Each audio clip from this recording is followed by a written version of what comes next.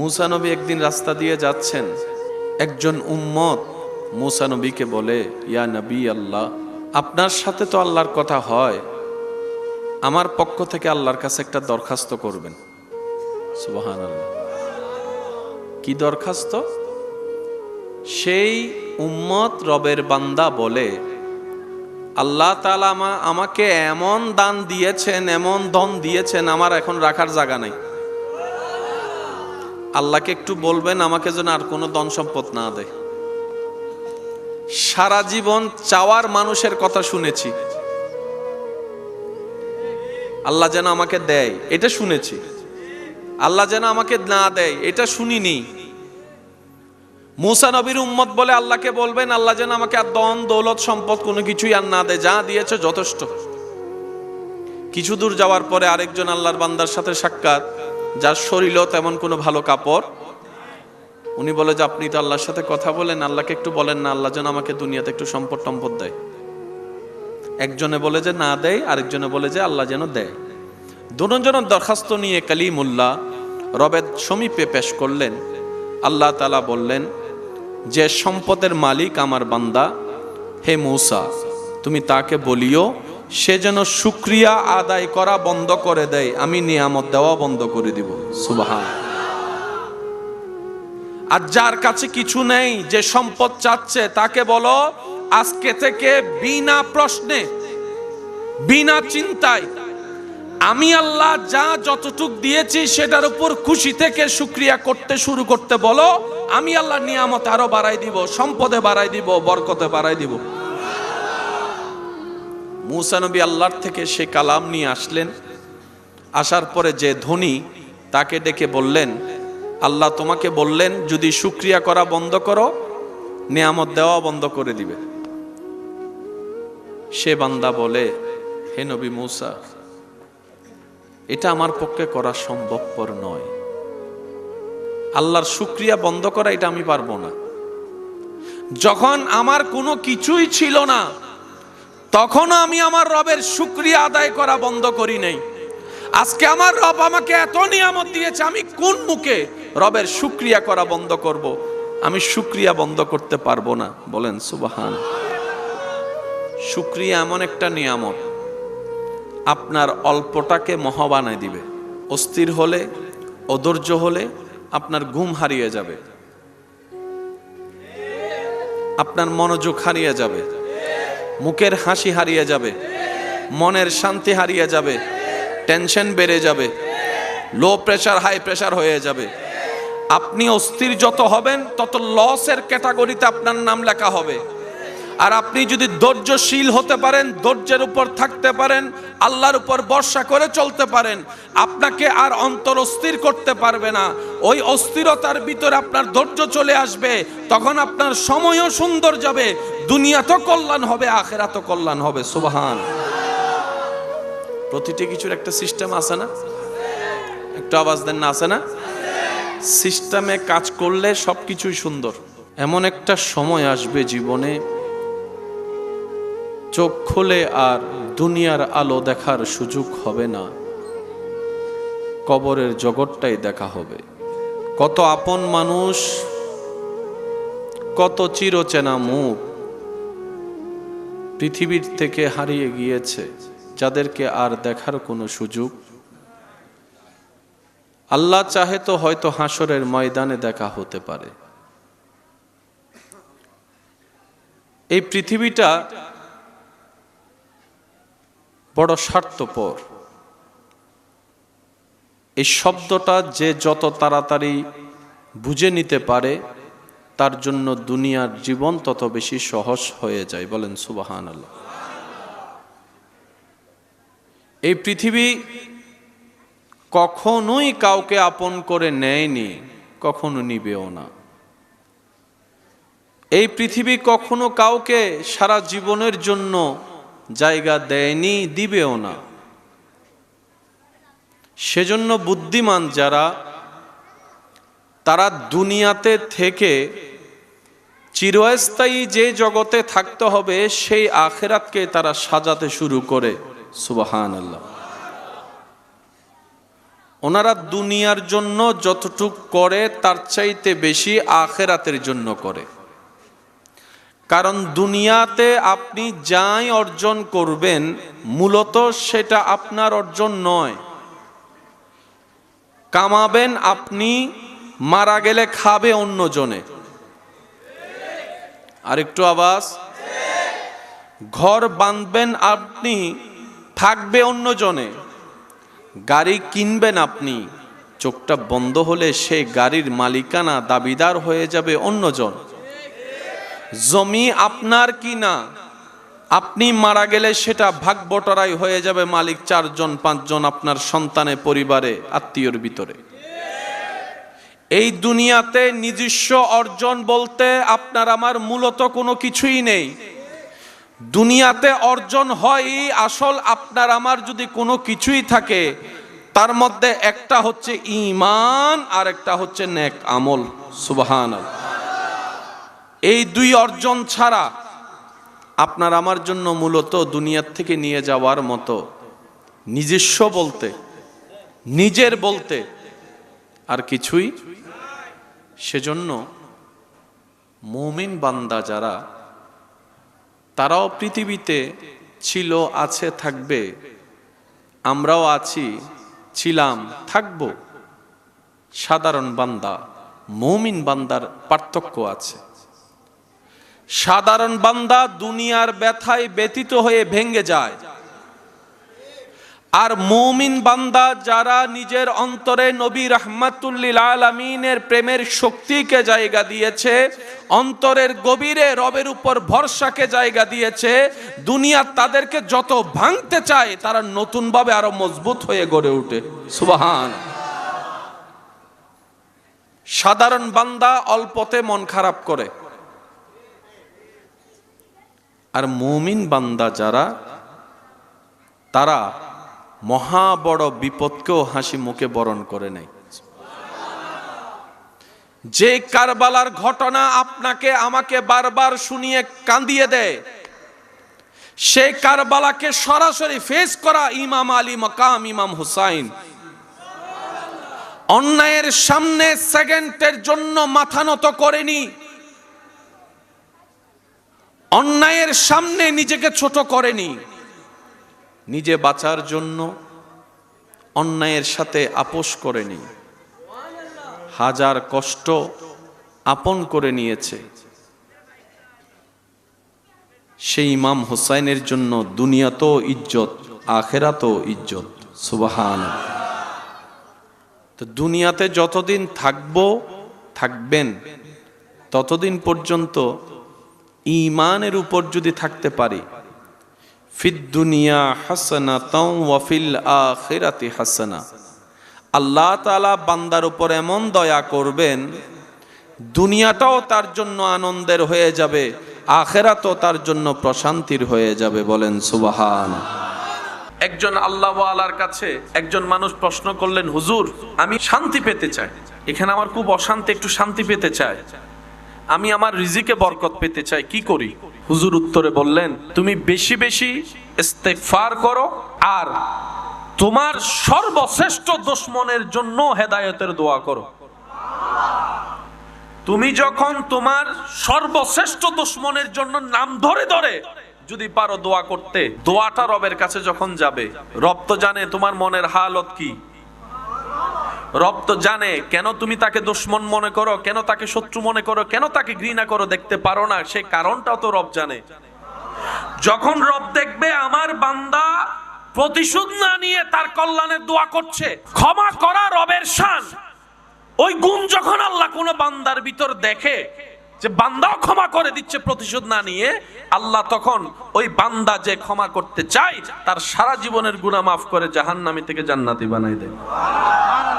সেজন্য আল্লাহ ওয়ালাদের চরিত্রের মধ্যে একটা গুণ দেখবেন, ওনারা প্রতিশোধ নিতেন না, ছেড়ে দিতেন। যা, তুই আমার প্রশংসা করলো আমি আসমানে উঠবো না, তুই আমার বদনাম করলো তো আমি মাটির নিচে যাব না।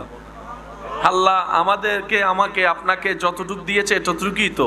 আল্লাহ ওয়ালারা বলে যে তুমি করলো প্রশংসা আমার কিচ্ছু যায় আসে না, তুমি বদনাম করলো আমার কিচ্ছু যায় আসে না, মনে রাখবেন, আপনি রাস্তা দিয়ে হেঁটে যাচ্ছেন, একজন উম্মাদ পাগল যদি আপনাকে গালাগালি করে, মন্দ কথা পচ কথা বলে, আপনি কি শুনে রাগ করবেন, মন খারাপ করবেন?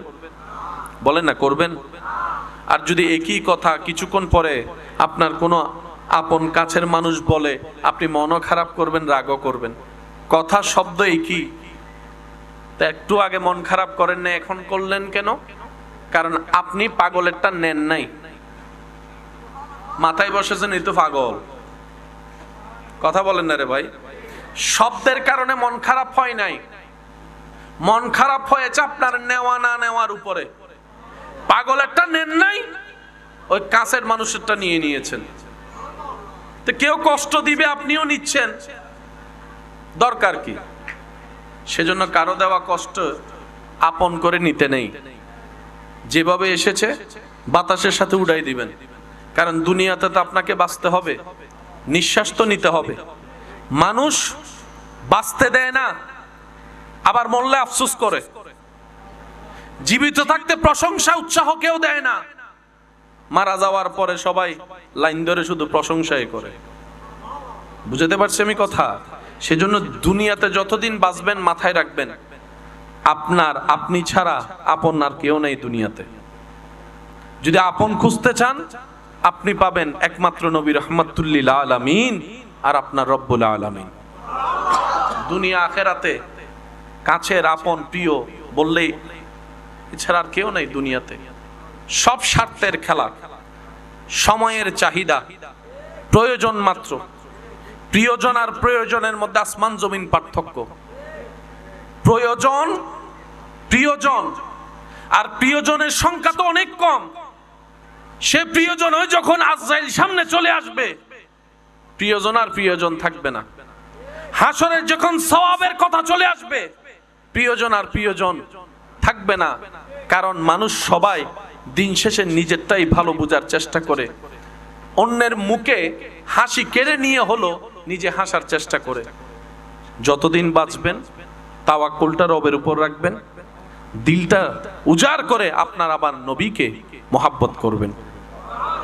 বেশি বেশি ইস্তেগফার করব, বেশি বেশি দরুদ পড়ব, সাধ্য মোতাবেক সৃষ্টির উপকার করব, নিজে সয়ে যাব, অন্যকে সুখে রাখার চেষ্টা করব।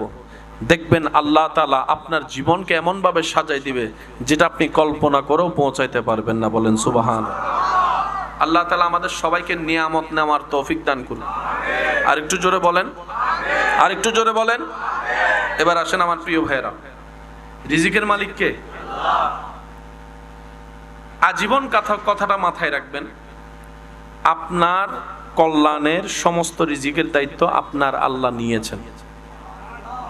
আপনার আল্লাহ, এটার কাউকে দেয় নাই আল্লাহ। বাপ, চাচা, জেঠা, কাকা, মামা, চাচা, ভাই, বোন, বন্ধু, কাউকে দেয় নাই। আল্লাহ তাআলা বলে সূরা হুদে, প্রাণী জগতের সমস্ত প্রাণী রিজিকের দায়িত্ব আমি আল্লাহ। সুবহানাল্লাহ, আরো জোরে।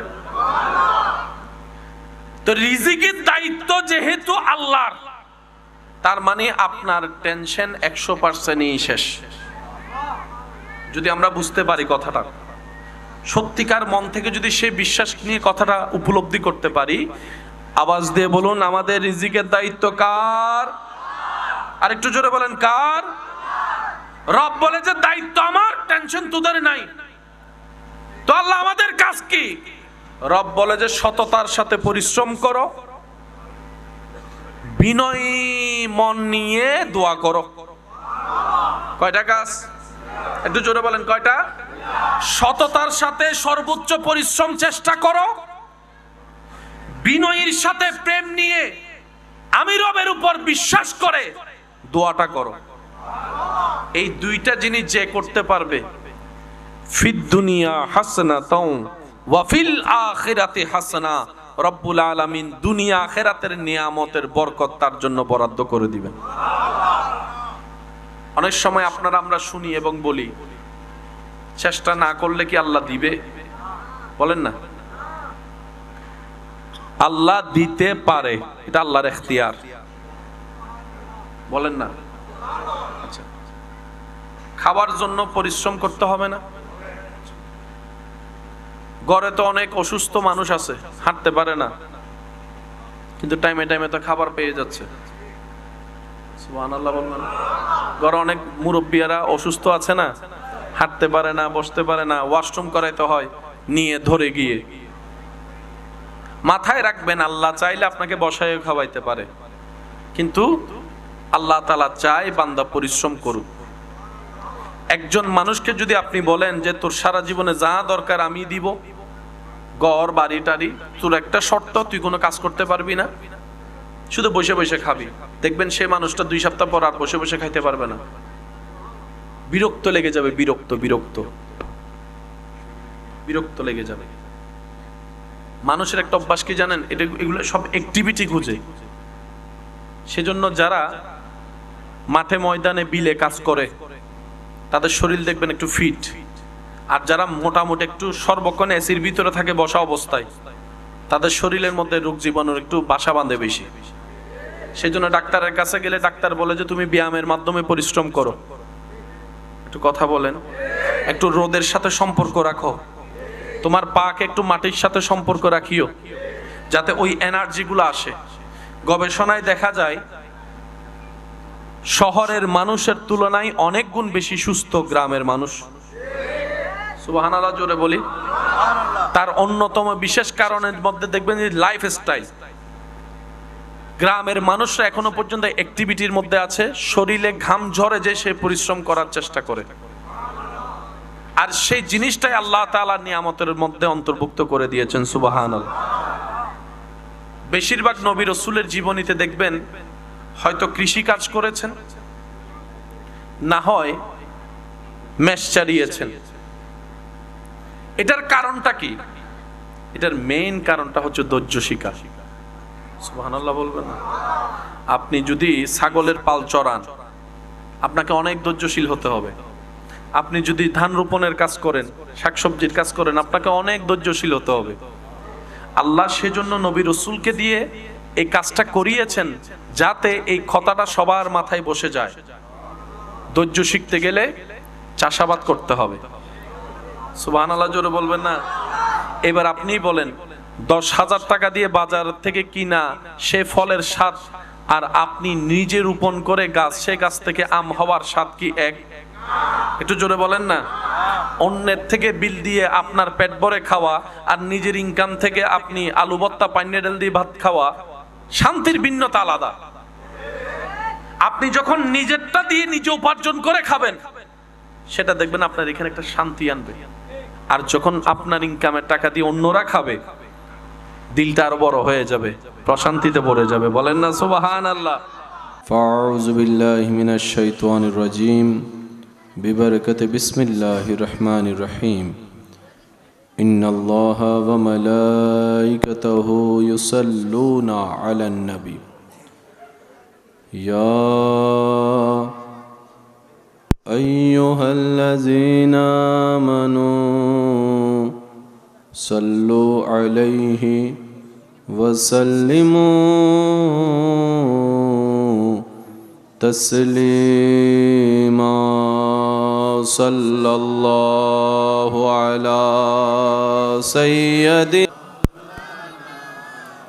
আর একটু মোহাব্বতের ঈমানি আওয়াজে আল্লাহুম্মা সাল্লি আলা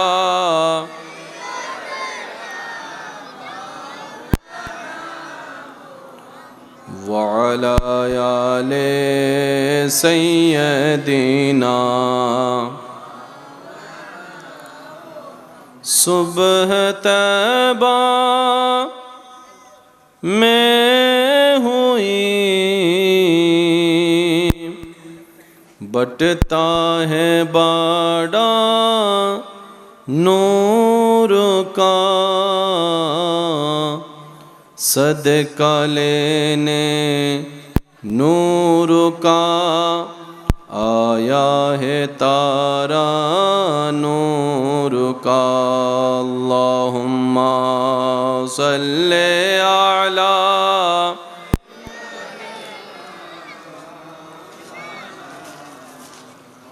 व अला आले सय्यदिना।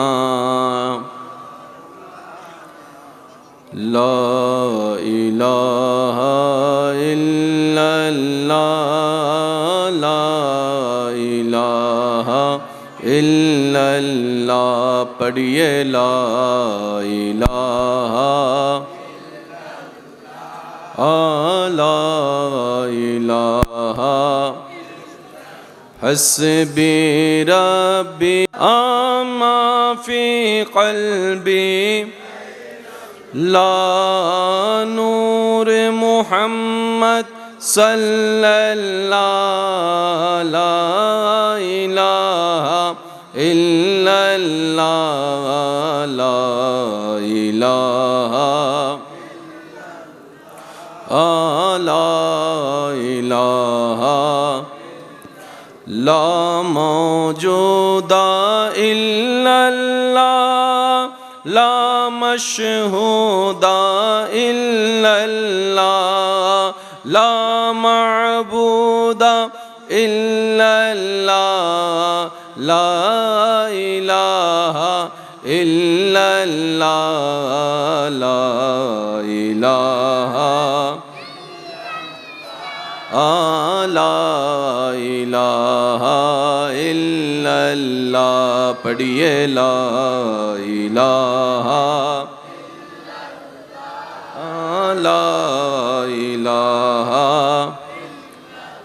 آنکھوں کا تارا نام محمد دل کا اجالا نام محمد آنکھوں کا تارا نام محمد دل کا اجالا نام محمد صلی اللہ علیہ وآلہ وسلم মুহিব্বানে রহমতুল্লিল আলামিন যুব সংগঠনের উদ্যোগে এলাকাবাসীর আন্তরিক ভালোবাসা মহাব্বতে ও সহযোগিতায় নবমতম আজিম উশান সুন্নি কনফারেন্স মেহফিলের মান্যবর উদ্বোধক রৌনকে মিল্লাত রৌনকে আহলে সুন্নাত হযরতুল আল্লাম জনাব মৌলানা মাহমুদুল হক আল কাদেরী মাদ্দাজিল্লুহুল আলী আজকের মাহফিলে সম্মানিত প্রধান অতিথি জালালিয়া দরবার শরীফের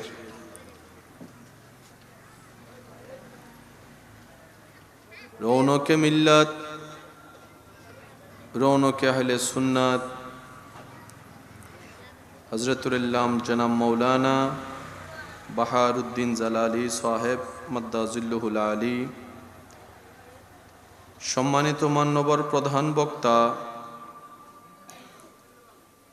রৌনকে মিল্লাত রৌনকে আহলে সুন্নাত হাফেজ মৌলানা মুফতি নাসির উদ্দিন আল কাদেরী মাদ্দাজিল্লুহুল আলী আজকের মাহফিলে সম্মানিত প্রধান আকর্ষণ রৌনকে আহলে সুন্নাত রৌনকে মিল্লাত হাফেজ মৌলানা আব্দুল খালেক আশরাফি মাদ্দাজিল্লুহুল আলী নাতে রসুলের খেদমত নিবেদন করেছেন শায়ের জগতের উজ্জ্বল নক্ষত্র শায়ের মোহাম্মদ আহসান হাবিব সহ উপস্থিত হাজিরিন আশিকিন জাকিরিন মুহিব্বিন এলাকার সম্মানিত ব্যক্তিবর্গ ব্যবসায়ী চাকরিজীবী ভাইয়েরা উপস্থিত আল্লাহর প্রেমিক নবীর প্রেমিক ইমানদার ভাইয়েরা আসসালামু আলাইকুম ওয়া রাহমাতুল্লাহি তাআলা ওয়া বারাকাতুহু মোহাব্বতের আওয়াজে সবাই একবার বলি আলহামদুলিল্লাহ এই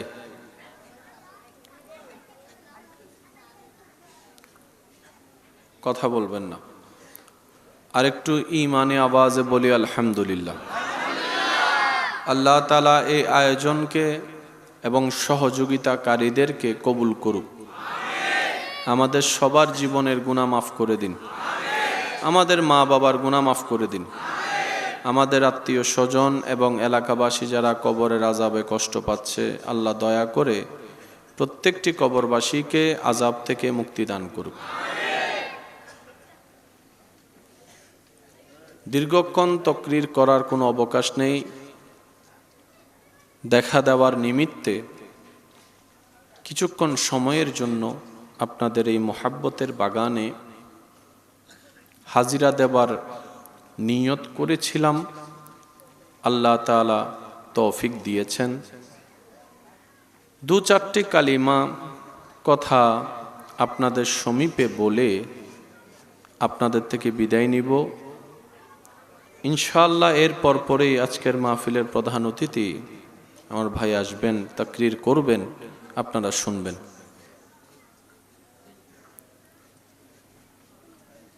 একটু দেখো তো।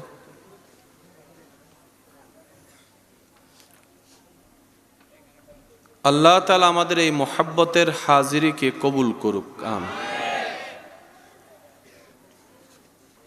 সময় খুব দ্রুত চলে যাচ্ছে, বিদায় নিচ্ছে আমাদের থেকে। কখন যে দিন গিয়ে সপ্তাহ পার হচ্ছে বুঝাই বড় মুশকিল হয়ে দাঁড়িয়েছে। এক শুক্রবার যেতে না যেতেই আবার জানি শুক্রবার সামনে চলে আসে।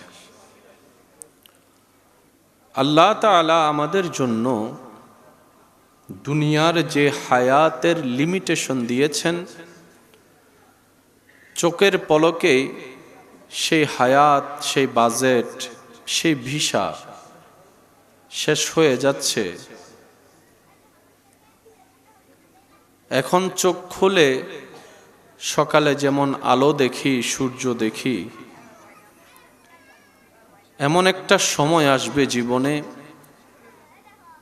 চোখ খুলে আর দুনিয়ার আলো দেখার সুযোগ হবে না, কবরের জগৎটাই দেখা হবে। কত আপন মানুষ, কত চিরচেনা মুখ পৃথিবীর থেকে হারিয়ে গিয়েছে, যাদেরকে আর দেখার কোনো সুযোগ। আল্লাহ চাহে তো হয়তো হাসরের ময়দানে দেখা হতে পারে। এই পৃথিবীটা বড় স্বার্থপর। এই শব্দটা যে যত তাড়াতাড়ি বুঝে নিতে পারে তার জন্য দুনিয়ার জীবন তত বেশি সহজ হয়ে যায়। বলেন সুবহানাল্লাহ। এই পৃথিবী কখনোই কাউকে আপন করে নেয়নি, কখনো নিবেও না। এই পৃথিবী কখনো কাউকে সারা জীবনের জন্য জায়গা দেয়নি, দিবেও না। সেজন্য বুদ্ধিমান যারা, তারা দুনিয়াতে থেকে চিরস্থায়ী যে জগতে থাকতে হবে সেই আখিরাতকে তারা সাজাতে শুরু করে। সুবহানাল্লাহ। ওনারা দুনিয়ার জন্য যতটুক করে তার চাইতে বেশি আখিরাতের জন্য করে। কারণ দুনিয়াতে আপনি যাই অর্জন করবেন মূলত সেটা আপনার অর্জন নয়। কামাবেন আপনি, মারা গেলে খাবে অন্যজনে। আরেকটু আওয়াজ। ঘর বাঁধবেন আপনি, থাকবে অন্যজনে। গাড়ি কিনবেন আপনি, চোখটা বন্ধ হলে সেই গাড়ির মালিকানা দাবিদার হয়ে যাবে অন্যজন। জমি আপনার কিনা, আপনি মারা গেলে সেটা ভাগ বটরাই হয়ে যাবে মালিক 4 জন 5 জন আপনার সন্তানে, পরিবারে, আত্মীয়র ভিতরে। এই দুনিয়াতে নিজস্ব অর্জন বলতে আপনার আমার মূলত কোনো কিছুই নেই। দুনিয়াতে অর্জন হয় আসল আপনার আমার যদি কোনো কিছুই থাকে তার মধ্যে একটা হচ্ছে ঈমান আর একটা হচ্ছে নেক আমল। সুবহানাল্লাহ। এই দুই অর্জন ছাড়া আপনার আমার জন্য মূলত দুনিয়ার থেকে নিয়ে যাওয়ার মতো নিজস্ব বলতে, নিজের বলতে আর কিছুই। সেজন্য মুমিন বান্দা যারা, তারাও পৃথিবীতে ছিল, আছে, থাকবে। আমরাও আছি, ছিলাম, থাকব। সাধারণ বান্দা, মুমিন বান্দার পার্থক্য আছে।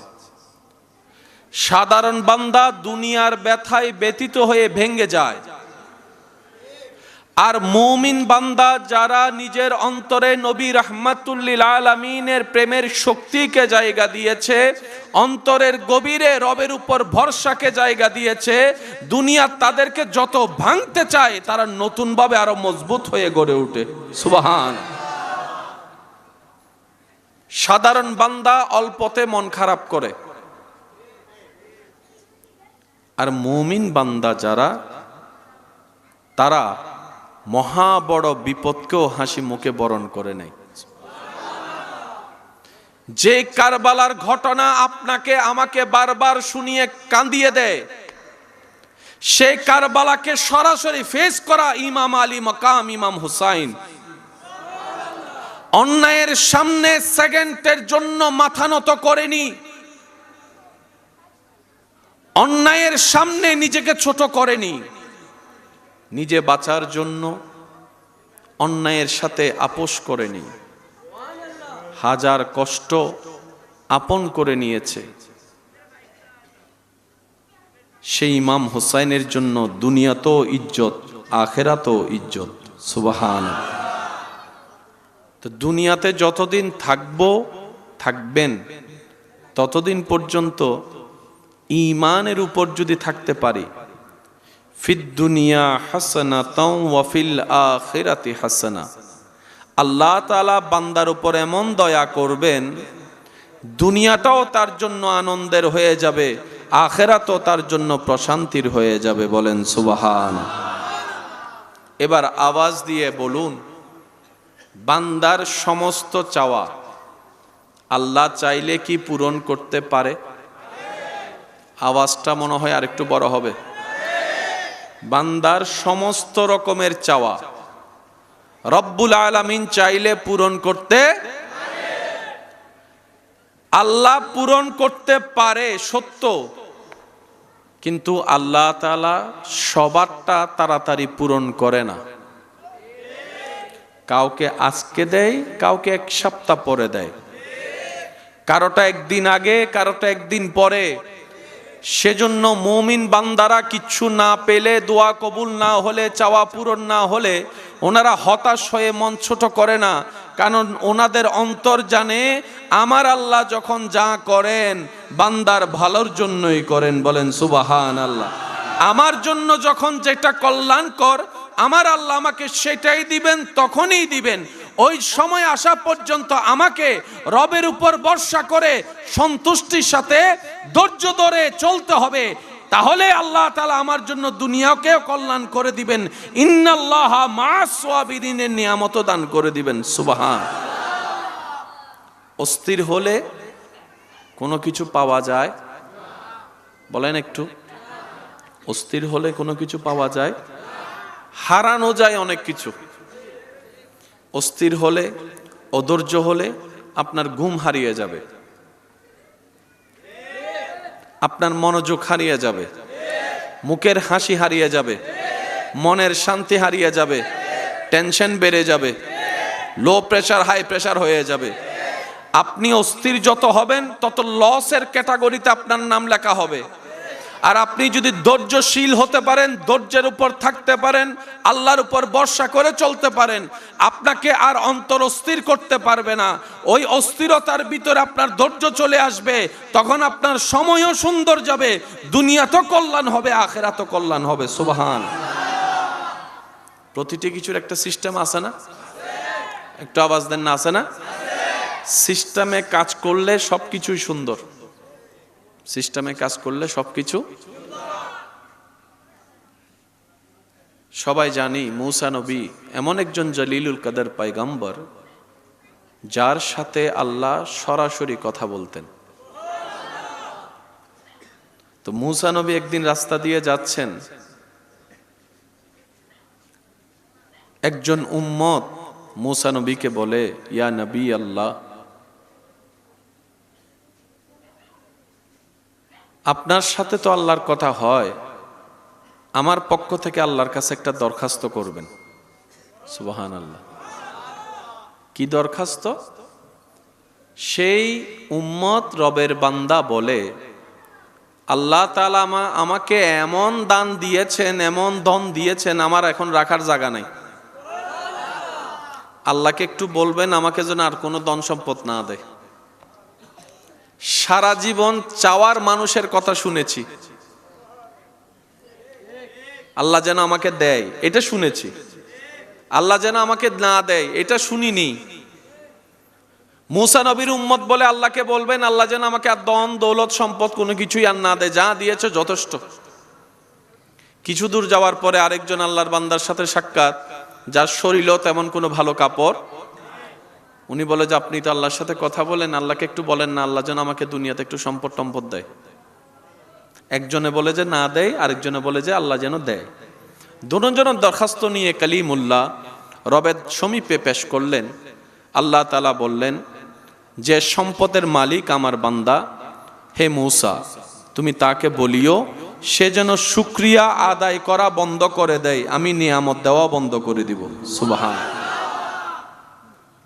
আর যার কাছে কিছু নেই, যে সম্পদ চাচ্ছে, তাকে বলো আজকে থেকে বিনা প্রশ্নে বিনা চিন্তায় আমি আল্লাহ যা যতটুক দিয়েছি সেটার উপর খুশি থেকে শুকরিয়া করতে শুরু করতে বলো। আমি আল্লাহ নিয়ামত আরো বাড়াই দিব, সম্পদে বাড়াই দিব, বরকতে বাড়াই দিব। মূসা নবী আল্লাহর থেকে সে কালাম নিয়ে আসলেন। আসার পরে যে ধনী তাকে ডেকে বললেন আল্লাহ তোমাকে বললেন যদি শুকরিয়া করা বন্ধ করো নিয়ামত দেওয়া বন্ধ করে দিবে। সে বান্দা বলে হে নবী মূসা এটা আমার পক্ষে করা সম্ভবপর নয়, আল্লাহর শুকরিয়া বন্ধ করা এটা আমি পারবো না। যখন আমার কোনো কিছুই ছিল না তখন আমি আমার রবের শুকরিয়া আদায় করা বন্ধ করি নাই। আজকে আমার রব আমাকে এত নিয়ামত দিয়েছে, আমি কোন মুখে রবের শুকরিয়া করা বন্ধ করব? আমি শুকরিয়া বন্ধ করতে পারবো না। বলেন সুবহান। শুকরিয়া এমন একটা নিয়ামত আপনার অল্পটাকে মহা বানায় দিবে। সুবহানাল্লাহ জোরে বলা যায়। দেখি যার যত শক্তি আছে বলেন তো সুবহানাল্লাহ। আর একটু জোরে বলেন, আরেকবার বলেন। এবার মন থেকে, মনের গভীর থেকে বলেন আলহামদুলিল্লাহ। মাশাআল্লাহ। আরেকবার বলেন আলহামদুলিল্লাহ। শুকরিয়া করতে থাকবেন, নিয়ামত বাড়তে থাকবে। আওয়াজ দিয়ে বলুন ওয়াদাকার, ওয়াদাকার। যেই আল্লাহ ওয়াদা কখনো ভঙ্গ করেন না। তিনি বলছেন লা ইন শাকারতুম লা আযীদান্নাকুম।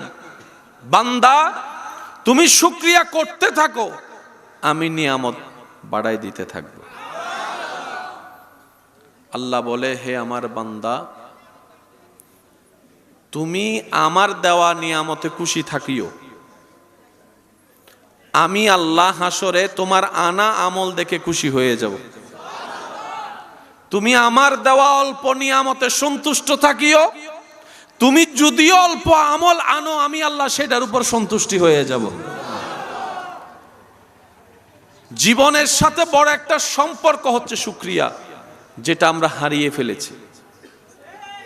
আল্লাহর ভরসা হারিয়ে যাচ্ছে আমাদের কাছ থেকে, শুকরিয়া আদায় করা হারিয়ে যাচ্ছে, বিনয়ী থাকা হারিয়ে যাচ্ছে, মায়া করা হারিয়ে যাচ্ছে, ভালোবাসা হারিয়ে যাচ্ছে। সব কিছুর মধ্যে কেমন জানি একটা আর্টিফিশিয়াল ভাব চলে এসেছে, যার কারণে আমরা অনেক কিছু পাওয়ার চাইতে হারিয়ে ফেলতেছি বেশি। টোটাল হিসাবে আমরা কেউ ভালো, বলেন না আমরা কেউ ভালো, সবাই শুধু ভালো থাকার একটা ভাব নিই আর অভিনয় করি। সবার মুখে হাসি, বেশিরভাগ মানুষের মুখের হাসি কেমন জানি একটা ঠোঁটের হাসি, হৃদয়ের হাসি কেমন জানি দেখাই যায় না। যাবেই বা কোত্থেকে? আমরা তো সেই জায়গায় শান্তি দিই নেই যেখানে শান্তি দেওয়া দরকার। আমরা দেহকে শান্তি দিয়েছি, আমরা শরীরের শান্তি খুঁজেছি, রুহের শান্তি খোঁজার চেষ্টা করিনি। সেজন্য দেখবেন অনেক অট্টালিকার সম্পত্তির মালিকও অন্তর থেকে একটা অশান্তিতে থাকে, অস্থিরতায় থাকে। আবার অন্যদিকে শুকরিয়া আদায়কারী গরিব অসহায় বান্দার মুখেও মনের হাসির ছোঁয়া দেখা যায়। সুবহানাল্লাহ। রহিম ইন্নাল্লাহা ওয়া মালাইকাতাহু ইউসাল্লুনা আলান নবী ইয়া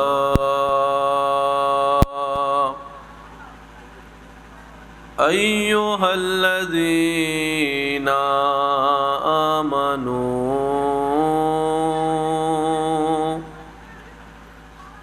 সাল্লু আলাইহি ওয়া সাল্লিমু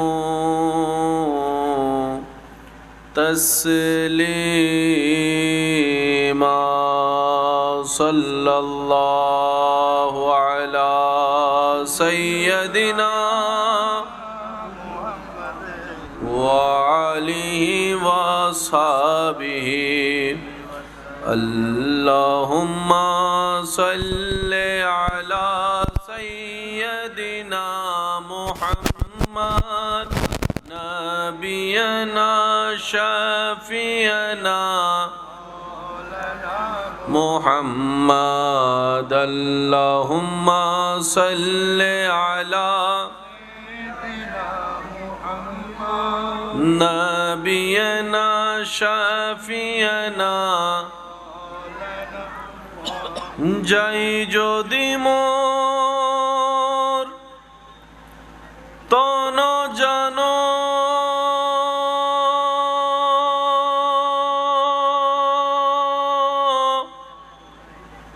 এতে নাই মোর ভাবনা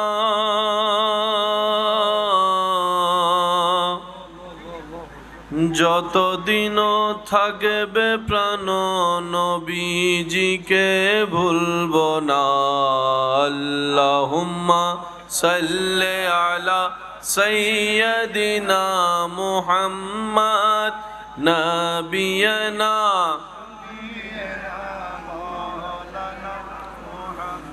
দরুদ পড়ো দরুদ পড়ো নবীর দরুদ ছাইড়ো না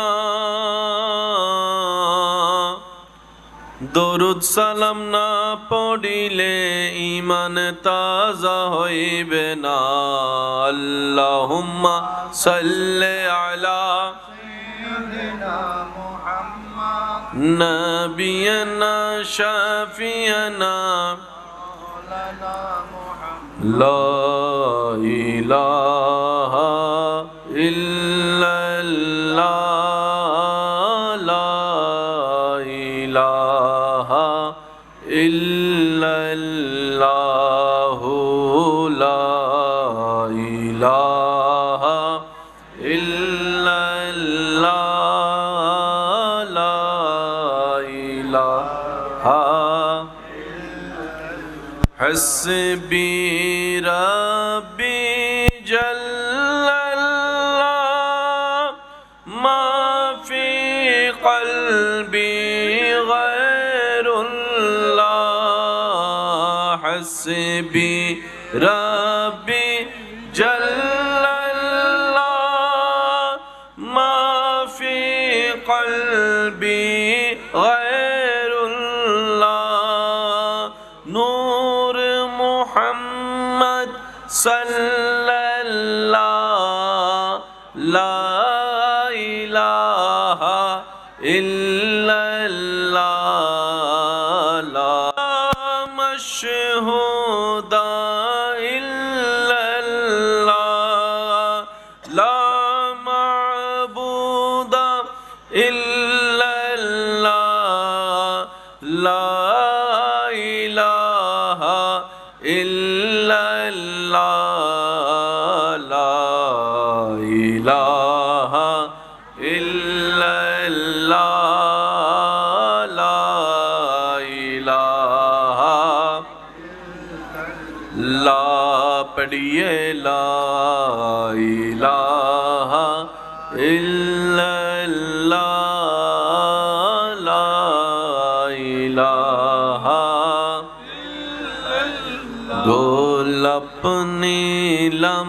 গাদা নীলম নীলম রজনী গন্ধা মনের সুকে মালা গাতিলাম সকাল থেকে সন্ধ্যা একেবারে দেখা দাও যদি ও গো কমলিওয়ালা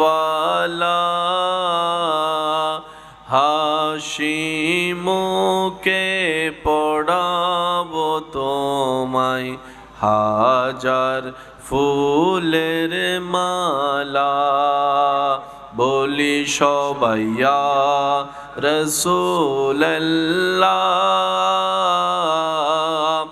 ইয়া হাবিবাল্লাহ ইয়া রাসূলুল্লাহ ইয়া হাবিবাল্লাহ। অধ্যকার বেঙ্গুরা মুনাফ চৌধুরী ব্রিজ সংলগ্ন হাজী মরহুম সৈদুল হক পরিবার বর্গের ব্যবস্থাপনায় মান্যবর প্রধান অতিথি আমার স্নেহধন্য ছোট ভাই তারুণ্যের অহংকার রৌনক আহলে সুন্নাত হযরতুল আল্লাম জনাব মাওলানা সৈয়দ মখদুম শাহ মুজাদ্দিদি আল মাদানী সাহেব, আজকের মাহফিলের উপস্থিত উলামায়ে কেরাম, এলাকার সম্মানিত ব্যক্তিবর্গ, মুরব্বিয়ানে আযম, উপস্থিত হাজিরিন, উপস্থিত আশিকিন, আসসালামু আলাইকুম ওয়া রাহমাতুল্লাহি তাআলা ওয়া বারাকাতুহু। জবান খুলে রবের দরবারে শুকরিয়া আদায় করার জন্য একবার বলি আলহামদুলিল্লাহ। আল্লাহ তাআলা আমাদের সবার জীবনের কবিরা সগীরা গুনাহ মাফ করে দিন বলি আমিন। আমাদের মা বাবা, দাদা দাদি, নানা নানির গুনাহ মাফ করে দিন। আমাদের আত্মীয় স্বজন এবং এলাকাবাসী যারা কবরের আযাবে কষ্ট পাচ্ছে এখন, আল্লাহ দয়া করে যেন প্রত্যেকটা কবরবাসীকে আযাব থেকে মুক্তি দান করেন বলে আমিন। দীর্ঘ অনেক দিন পর এমন একটা সুন্দর পরিবেশ আমি পেয়েছি আজকে। আমার ব্যক্তিগত তরফ থেকে এই ধরনের পরিবেশ আয়োজনগুলোকে আমি বেশি পছন্দ করি। আহামরি বড় আয়োজন আমার তেমন পছন্দ হয় না। মানুষের ধাক্কাধাক্কি, ঠেলাঠেলি, পরিবেশ থাকে না কিছু বলার। তা আমি অনুরোধ রাখবো, মাইকের আওয়াজ যতটুকু যাচ্ছে, যারা ঘরে আছেন ঘরে বসে থাকেন, চার দোকানে চা খান। আমি যাওয়ার পরে সবাই সুন্দরভাবে আসবেন। মাহফিলের সার্থকতা, সুন্দরতা আপনারা কামিয়াবি করবেন। এলাকার ইজ্জতের খাতির আপনারা সেটা করবেন। আমার ছোট ভাই আলোচনা করবেন, আপনারা শুনবেন। এখন যারা আছেন আমার জন্য এতটুকুই যথেষ্ট, এতটুকুই যেন থাকে। আর যারা জান্নাতের কলি ফুল আছে, ছোট ছোট মাসুম বাচ্চারা, ওরা অবুচতায় দুষ্টামি করবে, এটাই স্বাভাবিক। বকা দিয়ে নয়, আদর দিয়ে তাদেরকে পরিবেশটা সুন্দর রাখার জন্য আপনারা চেষ্টা করবেন। আল্লাহ তাআলা আমাদের সকলের হাজিরি কবুল করুন। মোহাব্বতের আওয়াজ একবার বলি মারহাবা। রব্বুল আলামিনের হিকমতের কিছু বিশেষ ফর্মুলা আছে।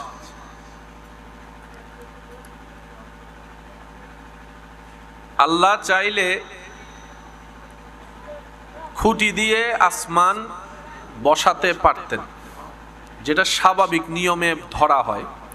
ছাদের জন্য পিলারের দরকার আছে, বলেন না? ছাদের জন্য পিলারের দরকার আছে। এই যে আব্বু,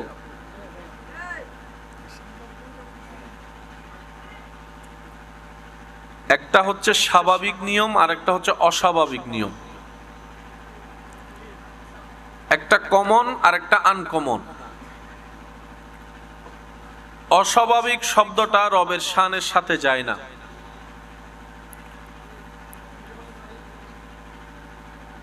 ছাদ হওয়ার জন্য খুঁটি দরকার, এটা হচ্ছে বাস্তবতা, এটা হচ্ছে নিয়ম। কিন্তু রব যখন চায় তখন সেই খুঁটিকে অদৃশ্য করে আসমানকে ছাদ বানিয়ে দেয়। সুবহানাল্লাহ বলি।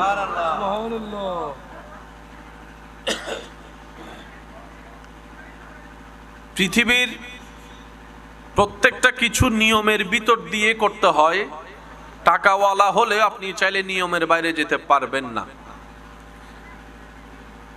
পুকুরের উপর যদি আপনার ঘর বানাতে ইচ্ছা হয়, আপনাকে পুকুর আগে ভরাট করতে হবে।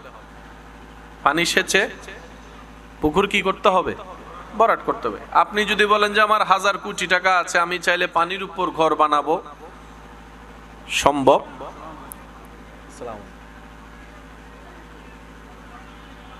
একটু আওয়াজ দিবেন। পানির উপর ঘর বানানো সম্ভব? আল্লাহ তাআলা সারা পৃথিবীকে রেখেছেন মাটির উপর, মাটিটাকে রেখেছেন আল্লাহ পানির উপর। একটু বুঝে বুঝে বলি সুবহানাল্লাহ। আর একটু জোরে বলেন সুবহানাল্লাহ, মাশাআল্লাহ। আর একটু জোরে। পানির উপর কোন ঘর বানানো কারো পক্ষে সম্ভব, কিন্তু আল্লাহ পানির উপর পুরো পৃথিবী বানায় ফেলছে। এই যে আপনারা আমরা বসে আছি মাটিতে, এই মাটিগুলো হচ্ছে কিসের উপর? পানির উপর। সেজন্য নলকূপ দিয়ে যখন পানি তুলি, পানি ময়লা পাওয়া যায় না, পরিষ্কার পাওয়া যায়। তার মানে সেই লেয়ারে আর কোনো বালি, ময়লা, মাটি কিচ্ছু, পরিষ্কার পানি এসে এটাই প্রমাণ করে যেখানে শুধু পানি আর পানি, পানি আর পানি, পানি আর পানি। সুবহানাল্লাহ। কেন করেন আল্লাহ এমন? আল্লাহ বান্দাকে প্র্যাকটিক্যাল দেখাতে চায়, আমি একজন রব আছি যার এত ক্ষমতা। সুবহানাল্লাহ, জোরে বলি।